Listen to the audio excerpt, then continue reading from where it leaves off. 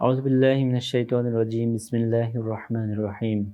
সম্মানিত দর্শক শ্রোতা, আসসালামু আলাইকুম ওয়া রাহমাতুল্লাহ। পবিত্র সিয়াম সাধনার মাস। এই মাসে মহান আল্লাহ তাআলার মেহমান হিসেবে আমরা অশেষ নিয়ামতের সম্মুখীন হই। আজকে অষ্টম দিনের দোয়া ও তার অনুবাদ শুনব। চলুন শুনে আসি। বিসমিল্লাহির রহমানির রহিম।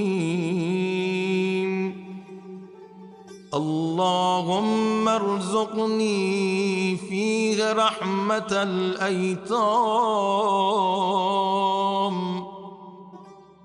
وإطعام الطعام وإفشاء السلام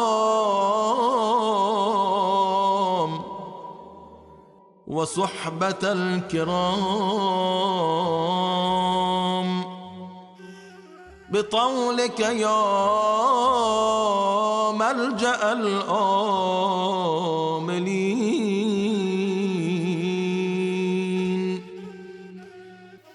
শুরু করছি পরম করুণাময় ও অসীম দয়ালু আল্লাহর নামে।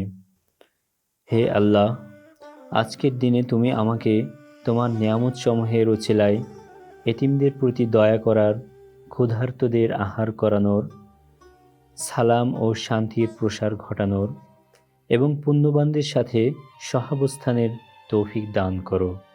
হে আশাবাদীদের আশ্রয়স্থল।